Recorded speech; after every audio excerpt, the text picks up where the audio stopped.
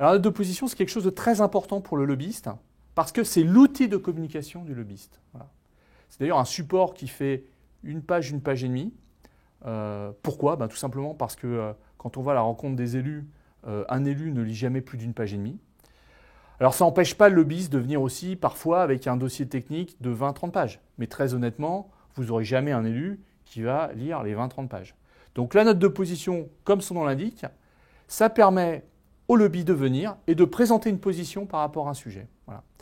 Alors je discutais il n'y a pas très longtemps encore avec une conseillère technique qui me disait que elle est très sollicitée par les lobbies, par des entreprises, des groupements d'intérêt qui viennent la voir. Elle me disait, mais tu sais Bruno, les gens qui viennent et qui ont des notes d'opposition qui sont bien réalisées, il n'y en a que 20 à 30%. Bon, ça prouve qu'il y a encore du chemin à faire. Voilà. C'est un outil qui est très important. C'est un support de com. C'est un outil, à chaque fois, donc moi, en moyenne par an, je vais voir à peu près 150 élus. Généralement, pour ma part, au cabinet, des députés, des sénateurs et plutôt des maires de plus de 30 000, quelques eurodéputés évidemment chaque année. Et à chaque fois que je fais un rendez-vous, j'y vais avec ma note d'opposition que je laisse. Alors évidemment, dans cette note d'opposition, on retrouve les éléments de langage du lobbyiste. Jamais le lobbyiste va lire sa note d'opposition devant l'élu, il va la présenter, il va s'exprimer et à la fin, il va lui remettre la note d'opposition. Alors ce que je voulais voir avec vous aujourd'hui, ce qui est très important, ce sont les éléments qu'on attend dans la note d'opposition. Alors évidemment, j'ai vu beaucoup de façons de faire. Je vais vous en présenter une.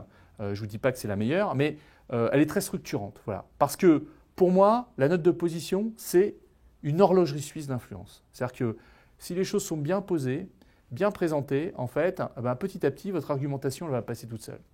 Premier point de la note d'opposition, où il ne faut pas se rater, parce que c'est quasiment de la publicité, c'est le titre. C'est-à-dire qu'on ne veut pas un titre de 3 lignes ou 4 lignes, parce que là, vous perdez l'élu, ça va directement à la poubelle. Non, vous avez un titre, généralement, sur une note d'opposition, c'est un titre qui est parlant, qui n'est pas trop technique. Parce que là encore, c'est important, la note d'opposition, c'est un effort de langage, justement pour pas que ce soit technique. Voilà, vous avez des industries qui viennent, etc.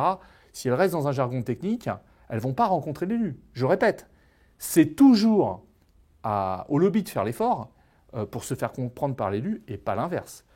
Donc voilà, je prends un exemple, ça pourrait être la nocivité avérée des antennes relais au-dessus des immeubles d'habitation. Je suis un lobby qui se bat contre les antennes relais sur les toits. Je ne vais pas parler des ondes alpha, oméga, etc. parce que je vais perdre tout le monde. Je vais me dire ça, l'élu va comprendre. Il va comprendre pourquoi. Parce que Mme Michu, qui vient le voir le samedi matin, elle, on lui a posé une antenne sur son HLM. Et si des fois, ma note de position rentre en contact avec Mme Michu, que Mme Michu est venue voir Monsieur le député et qu'en plus il a ma note de position dans la foulée, le député, il va peut-être reprendre mes éléments de langage.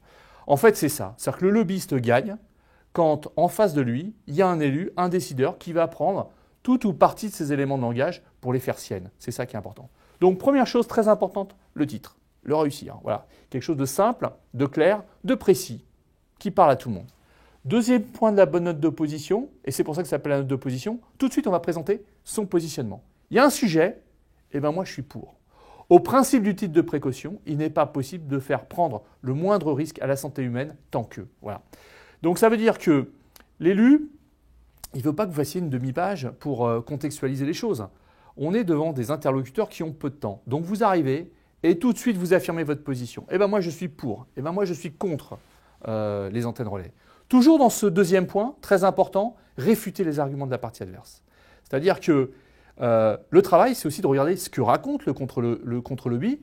Et si vous êtes capable de réfuter ces arguments de la partie adverse, quelque part, vous avez un impact qui est plus important. Toujours enfin dans ce deuxième point, l'équité et la morale. Pourquoi l'équité et la morale, c'est important? Parce que pour un élu français, l'équité et la morale, c'est les prémices de quelque chose qui est fondamental, qui s'appelle la notion d'intérêt général. Donc si je suis capable de faire le lien avec l'équité et la morale, il faut que mon sujet puisse le faire, évidemment. Si je défends, je ne sais pas, l'amiante, je vais avoir du mal à faire l'équité et la morale. Mais en tous les cas, si j'ai rien à reprocher, si mon positionnement est clair et que derrière j'ai l'éthique et la morale qui peuvent défendre ma cause, je vais baser les fondations dans du roc. Et ça, c'est essentiel pour l'élu. Troisième point de la bonne note d'opposition, expliquez pourquoi vous intervenez sur le sujet. Pourquoi toi, entreprise, tu as pris le temps de venir me voir, etc. À un moment, il faut une explication. Voilà. Alors, l'explication, c'est simple. C'est le développement de l'économie, c'est votre modèle économique, c'est vous êtes obligé de licencier, etc., etc. Mais l'élu attend de savoir pourquoi, à un moment, vous êtes déplacé. Et ça, on va l'exprimer à cet endroit-là. Quatrième point qui est aussi important, c'est ce qu'on appelle l'argument d'autorité. C'est la capacité, si moi je suis président de l'association des Robins des Toits et que je vous dis j'ai raison parce que j'ai raison, ça ne fonctionne pas. Voilà. Alors, il y a une technique ancestrale en communication d'influence qui s'appelle l'argument d'autorité, qui est la capacité d'aller chercher quelqu'un qui va venir et qui va dire la même chose que vous sans être dans votre coalition d'intérêts. Si je suis capable de trouver un professeur tournesol qui a bossé 30 ans au CNRS et qui dit que se prendre des ondes dans la tête, c'est pas bon pour la santé, là, ça va devenir très fort. Donc le lobbyiste, qu'est-ce qu'il cherche?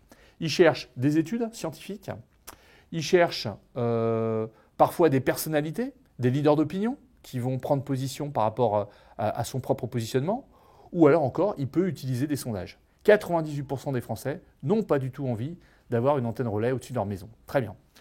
Ensuite, point final, qui est peut-être le plus important, celui qu'il faut réussir, c'est la capacité à démontrer que le point de vue qu'on défend, ce n'est pas simplement le point de vue du lobby. C'est-à-dire que c'est un point de vue qui est largement partagé. Si je suis capable de démontrer qu'en fait, ce que je défends est compatible avec cette fameuse notion d'intérêt général, si en fait ce que je défends, ce n'est pas que mon intérêt, mais c'est l'intérêt du plus grand nombre, du citoyen, du consommateur, de l'administré et de la société civile en général, effectivement, je vais avoir une ossature qui est très forte et une logique qui va permettre de convaincre les élus qui sont en face de moi. Donc voilà cet outil. C'est un outil qui évolue évidemment. À chaque fois que je fais un rendez-vous, j'ai des critiques, il y a des élus qui ne comprennent pas des éléments, donc ça veut dire que ça me permet d'améliorer ma note de position.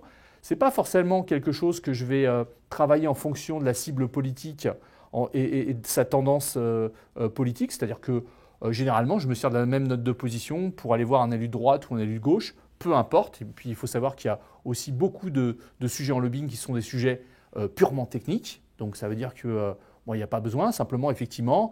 Ensuite, dans la présentation, je vais peut-être plus insister sur un aspect humain ou sur un aspect entrepreneurial en fonction de la personne que j'ai en face de moi, si j'ai bien travaillé mon affaire. Voilà. Donc voilà en quelques mots cet outil qui est le cœur de la communication des lobbyistes. Généralement, c'est à partir de ça qu'ils vont développer tout un média planning derrière, à côté, avec toutes les actions de communication. Et en fait, ces actions de communication, elles viennent tous de la note de position et elles doivent toutes être en cohérence avec ce cœur d'argumentation.